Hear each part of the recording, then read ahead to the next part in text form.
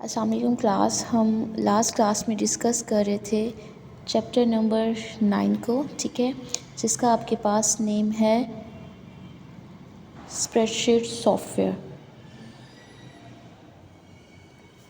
Okay, अच्छा, इसमें हम लोगों ने जो स्टार्ट करना था पेज नंबर 263 से हमने स्टार्ट करना था, ठीक है। इसमें आपके पास ये वाला टॉपिक दिया हुआ है कि आप सेल्स के अंदर डाटा को कैसे एंटर करते हैं, इसका क्या प्रोसीजर है।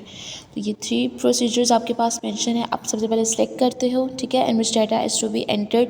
फिर आप डाटा को टाइप करते हो और फिर प्रेस कर देते हो एंटर। जैसे ही एंटर प्रेस करते हो वो डाटा ऑटोमेटिकली आपके पास सेल में लिखा जाता है। सेल के बारे में मैंने आपको बताया था कि एक बेसिक यूनिट होता है वर्कशीट के अंदर। अच्छा, कुछ टाइप्स हैं आपके पास, types of data in Excel. Types of data in Excel हमारे पास क्या होती हैं?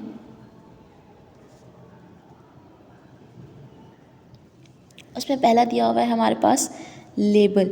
अब लेबल हमारे पास क्या होता है? लेबल बेसिकली आपके पास क्या करता है? आइडेंटिफाई करता है वैल्यूज़ को और सीरीज़ ऑफ वैल्यूज़ को। ये क्या करता है आइडेंटिफाई? ये बात आपको याद रखनी है। ये आइडेंटिफाई करता है वैल्यू और सीरीज़ ऑफ वैल्यूज़, ठीक है बेटा। लेबल्स आपके पास वर्कशीट में मीनिंगफुल होते हैं, ठीक है। फॉर्मूला जो है वो लेबल्स पे अप्लाई नहीं कर सकते हम। लेबल कहते हैं किसी को जो आप कोई नेम देते हैं, आपको क्लियरली पता चल रहा होता है कि ये टेबल में किस पर्पस के लिए यूज़ हुआ हुआ है। लेट्स सपोज आपके पास एक स्टूडेंट का टेबल है और उसमें स्टूडेंट का नेम है, स्टूडेंट का रोल नंबर है, स्टूडेंट का फादर नेम है। तो एक देखिए मीनिंगफुल आपके पास लग रहा है कि ये उसको लेबलिंग दी गई है। अच्छा, सेकेंड आपके पास जो टाइप्स ऑफ डाटा आ जाता है एक्सेल में, वो आपके पास आता है वैल्यूज़। वैल्यूज़ बेसिकली आपके पास क्या होता है? न्यूमेरिक डाटा होता है, ठीक है। ये क्या होता है आपके पास? न्यूमेरिक डाटा टाइप होती है। न्यूमेरिक डाटा टाइप से मुराद क्या है? उससे मुराद ये है कि वैल्यूज़ आपके पास जो हैं वो होल नंबर्स आ जाते हैं, ठीक है। आपके पास डेसिमल्स में आ जाते हैं, नेगेटिव आ जाते हैं, पॉजिटिव आ जाते हैं, ये साइंटिफिक नोटेशंस आ जाते हैं, करेंसी फॉर्म में आ जाते हैं। तो ये तमाम के तमाम आपके पास जो हैं वो क्या कहलाती हैं? वैल्यूज़ कहलाती हैं। अच्छा, फिर जो आपके पास थर्ड टाइप होती है वो आपके पास होती है डेट्स की। डेट्स से मुराद क्या होता है कि dates are the values that can be used in calculations to create new dates और कैलकुलेट टाइम इंटरवल्स। यानी कि न्यू डेट्स और टाइम इंटरवल्स को मालूम करने के लिए या कैलकुलेशंस के लिए आप डेट्स को एमएस एक्सेल में यूज़ करते हो। अगर करेंटली तौर पर ये जो डेट है वो डेली बेसिस पर अपडेट भी होती रहती है। नेक्स्ट हमारे कैलकुलेशन इसका जो फॉर्मेट होता है, फॉर एग्जांपल ये ऐसी होती है जैसे 12/07/2024। ये इसकी एग्जांपल है, ये इसके लिखने का फॉर्मेट होता है एमएस एक्सेल में डेट्स को। 4 नंबर पर हमारे पास आ जाता है फॉर्मूला। फॉर्मूला हमारे पास क्या होता है? फॉर्मूला बेसिकली क्या होती है? एक एक्सप्रेशन होता है, ठीक है, जो क्या प्रोड्यूस करता है? That produce some values. क्या प्रोड्यूस करता है? दैट प्रोड्यूस सम वैल्यूज़, ठीक है। फॉर्मूला आप जब भी स्टार्ट करेंगे उसको इज़ इक्वल टू के साइन के साथ आप स्टार्ट करेंगे कि लेट्स सपोज कि ये आपके पास एक टेबल बना हुआ है, ठीक है, और ये आपके पास जितनी भी हॉरिजेंटल हैं ये आपके पास रोज़ होती हैं और ये जो वर्टिकल्स होते हैं ये आपके पास क्या होते हैं? कॉलम्स होते हैं। लेबलिंग को मैंने आपको कहा था कि आप इस तरह से नोमिनेट करते हैं, रोज़ को आप इस तरह से करते हैं। लेट्स सपोज कि यहाँ पर आपके पास 3 और 2, अब 3 और 2 को ऐड करना है। तो मैंने आपको इनकी एड्रेसिंग बताई थी कि सबसे पहले कॉलम नेम होता है, फिर रो का नेम आता है, ठीक है। B3 को आपने ऐड करना है किसके साथ? C3 के साथ। अब इज़ इक्वल टू का साइन डालकर, ठीक है, इनके एड्रेस से सीकर जैसे ही आप इस जगह पर एंटर प्रेस करोगे तो आपके पास इसका इन दोनों का सम जो है 5 ये यहाँ पर आ जाएगा। ये आपके पास फॉर्मूला होता है, ठीक है।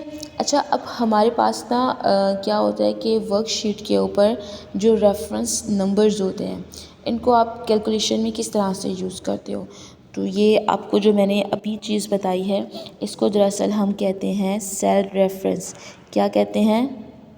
सेल रेफरेंस, और एक होता है रेंज।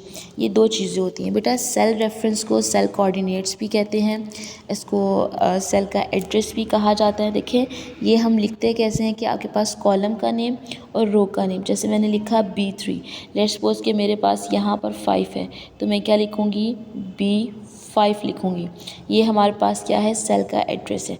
रेंज से मुराद क्या होता है, रेंज से मुराद ये होता है कि लेट्स सपोज कि मैं यहाँ पर भी कोई वैल्यू एंटर कर देती हूँ, तो जब मैं यहाँ से लेकर यहाँ तक का रेंज लूँगी तो मैं इसका फर्स्ट कॉलम और लास्ट कॉलम को लिखूँगी, सेल एड्रेस को लिखूँगी, उसके बाद एंटर प्रेस करूँगी, या कोई भी फॉर्मूला या कोई भी फंक्शन अप्लाई करती हूँ तो वो आपके पास इसका एग्जैक्ट दे देगा। रेंज से मुराद ये होता है कि स्टार्ट से लेकर एंड तक आपने जितनी चीज़ों को आपस में सिलेक्ट करना है उनके बारे में बताएं।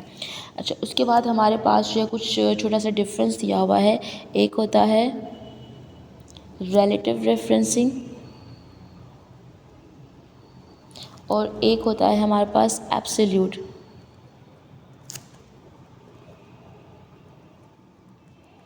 अब रिलेटिव रेफरेंसिंग और एब्सोल्यूट रेफरेंसिंग हमारे पास क्या होता है, रेफरेंस बेसिकली कॉलम्स और रो जैसे लेबल्स और इनके ऊपर अप्लाई होते हैं। रिलेटिव रेफरेंसेस से मुराद ये होता है कि अगर आप, जैसे मैंने इन दोनों को ऐड किया था और इसका आंसर इस कॉलम में आया था, जब आप इसको कॉपी कर इस वर्कशीट के ऊपर कहीं पर भी पेस्ट करते हो तो वो अपना एड्रेस चेंज कर लेता है। यानी कि ये जो एड्रेस है, देखें ये इसका जो आंसर आया है वो किस में आया है, वो आया है D3 में। अब D3 के आंसर को आप कहीं पर भी कॉपी कर पेस्ट करोगे तो वो सेल्स के लिहाज से अपना एड्रेस क्या कर लेगा, चेंज कर लेगा। ये एड्रेसिंग हमारे पास या ये रेफरेंसिंग हमारे पास कहलाती है रिलेटिव रेफरेंसिंग।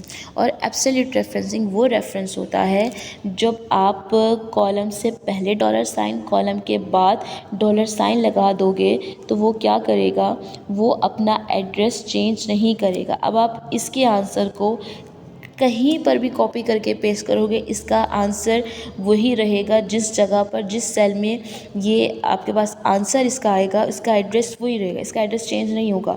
तो जिसमें आपके पास एड्रेस ऑटोमेटिकली चेंज हो जाए वो रिलेटिव एड्रेसिंग कहलाती है या रेफरेंसिंग कहलाती है, और जिसमें आपके पास एग्जैक्ट वही चीज़ रहती है वो आपके पास एब्सोल्यूट रेफरेंस कहलाती है।